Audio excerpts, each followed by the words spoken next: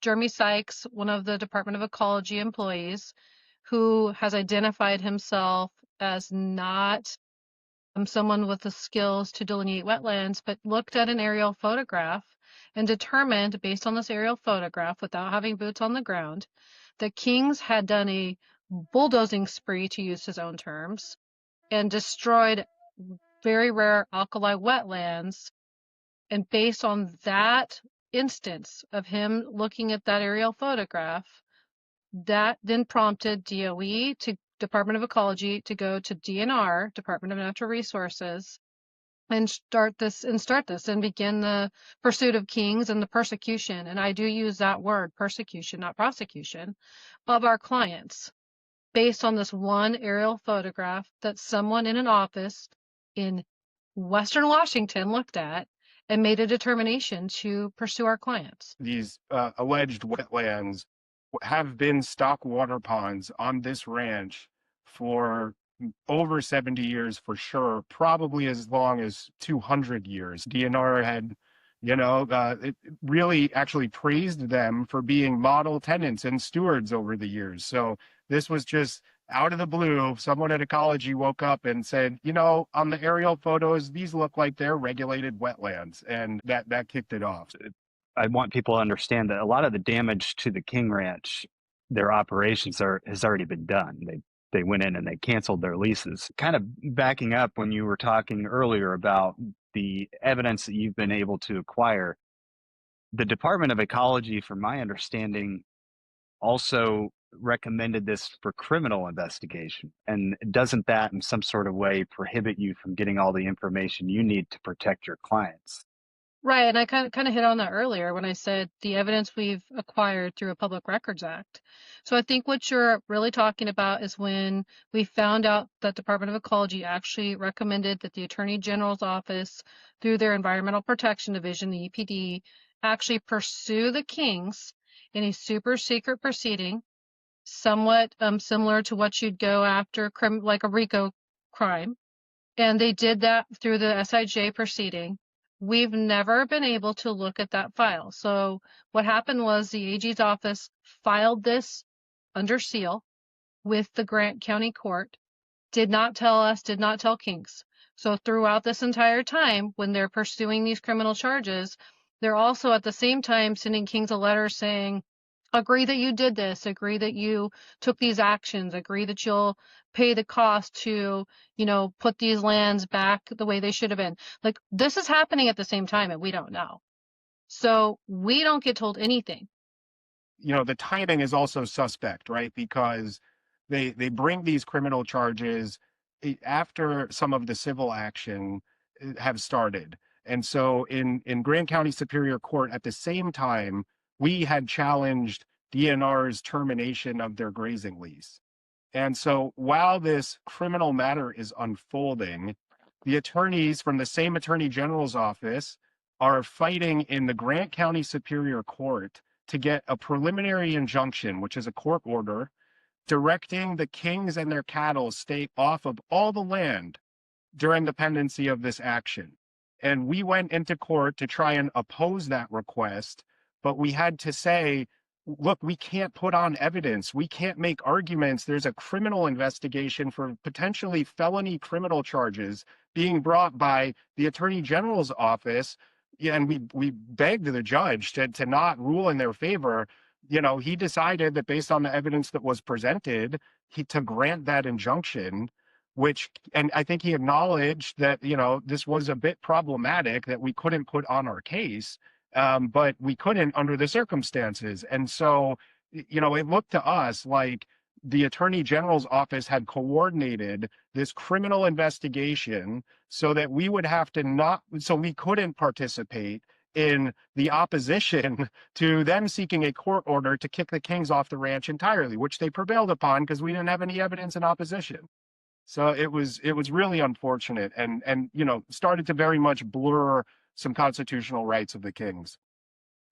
And so at this point in time, they're off the land. How does that impact their business? So there's significant impacts that, anytime that somebody's gotten a court order like this, like any rancher, anytime you're prohibited from using your entire ranch, there are significant impacts, right?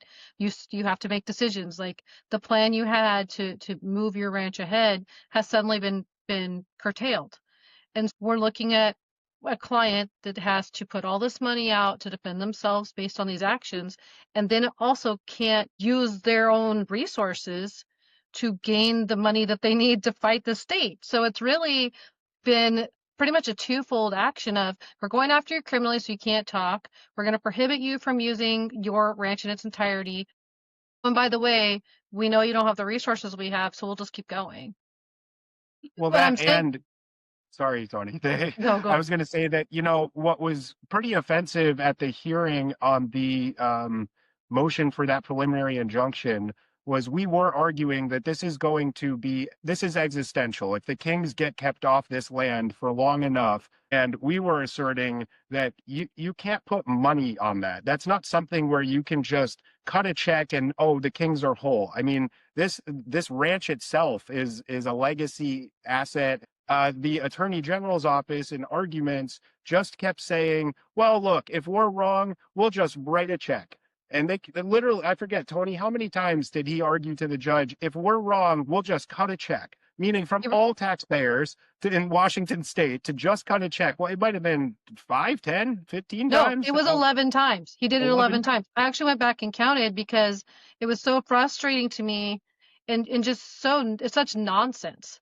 It seems from an outsider looking in that all of the actions that they have taken were more so to have the end result of shutting down the legacy ranch. Yeah, I'd That's agree with that. just from an Well, outsider looking in.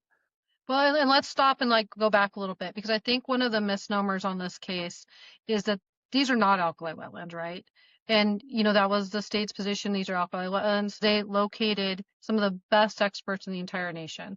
And those individuals went in and those experts actually did the testing and looked at the criteria to determine not only are these not wetlands, they're not alkali wetlands. These are man-made stock ponds that do not have the characteristics of wetlands, and they do not have the characteristics of alkali wetlands. Well, and on that point of alkali wetlands, that phrase or that thing doesn't show up in any state statute. It doesn't show up in any regulation that's been properly adopted by an administrative agency.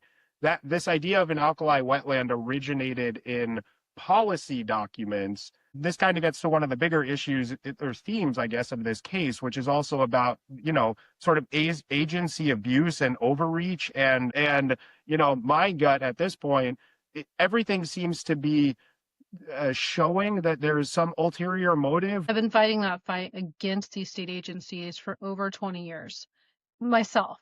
And through those years, we've seen, there's always been a change in the regime, but it seems like they've just doubled down in their efforts to put the screws to agriculture. We had been begging for years, Tony, to have a meeting with DNR and ecology to talk about it.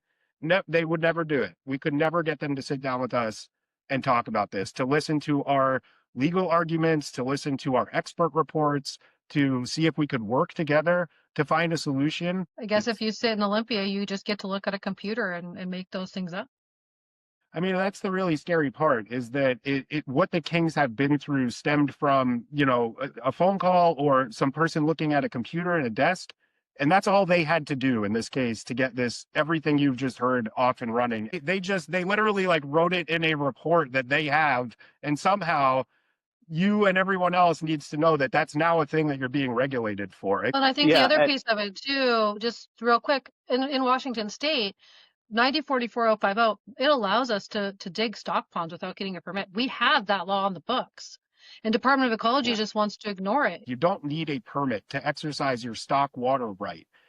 Even more, the Water Pollution Control Act that they've come after the Kings under has a carve out that says you can't use the Water Pollution Control Act to supersede, abrogate, condition, or impair. That's some of the strongest legislative language I've ever. It was literally 4 words to say the same thing, which is the legislature saying, guys, whatever you do, you cannot mess with people's water rights. One of their arguments was that, Kings, you never got a permit to do what you did. And our argument was, where's the permit? What statute says we need a permit for this? What regulation says we need a permit? And they could never point that to us.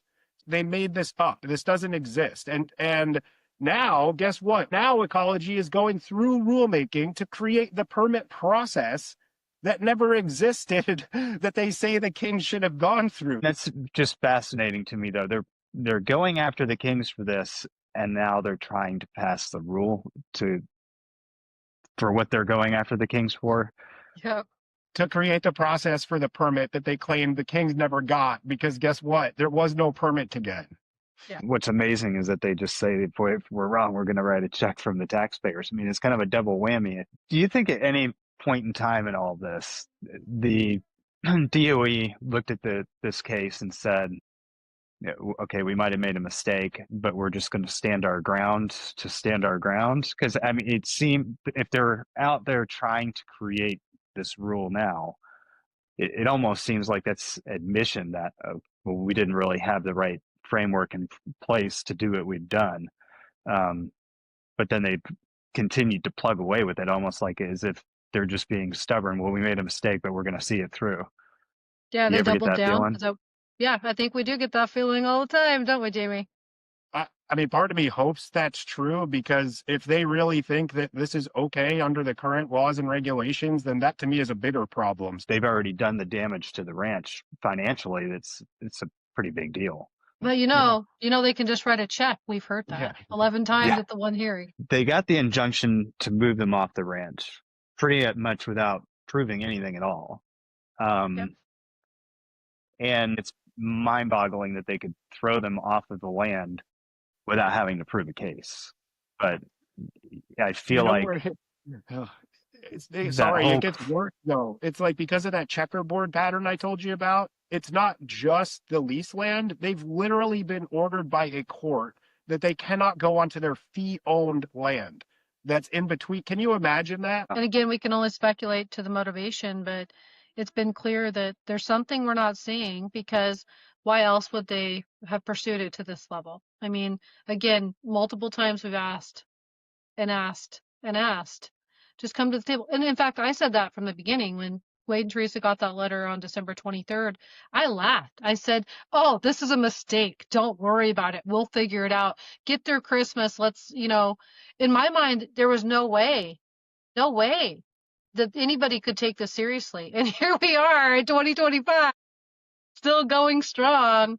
It's mind boggling. And a common sense approach simply doesn't work on this case. Yeah. I